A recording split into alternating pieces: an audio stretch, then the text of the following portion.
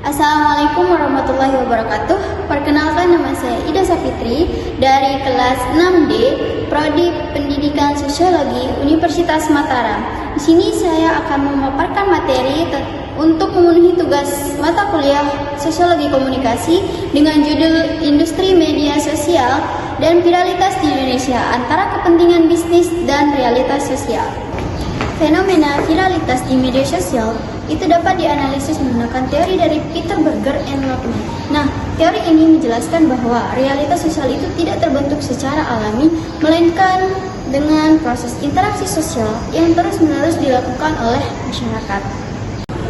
Berger and Lachman menjelaskan bahwa realitas sosial itu terbentuk melalui 3 proses utama. Yang pertama ada eksternalisasi, yang kedua ada objektivasi, dan yang ketiga ada internalisasi.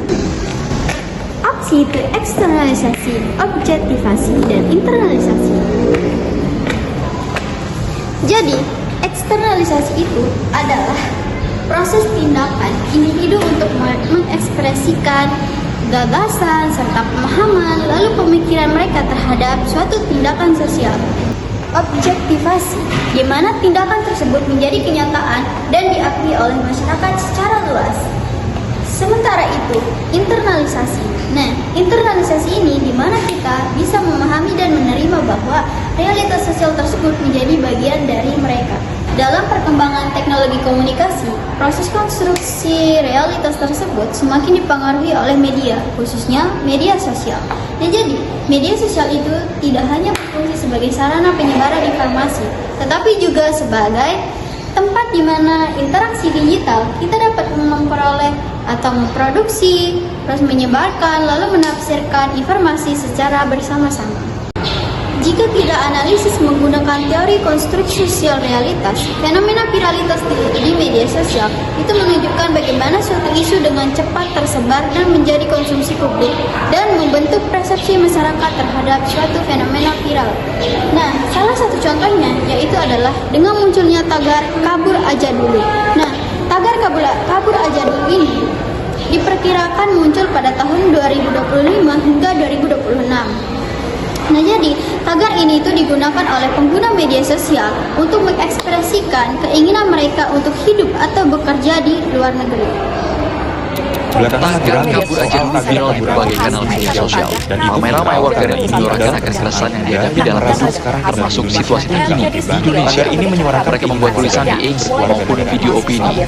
Pengamat yang juga pegiat media sosial dari Drone Trade, Ismail Fahmi menilai bahwa tagar kabur aja dulu sebagai reaksi frustasi yang dirasakan warganet.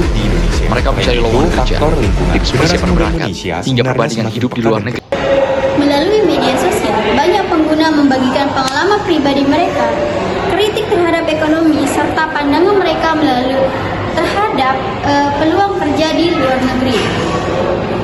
Viralitas di media sosial juga tidak terlepas dari kepentingan bisnis platform digital.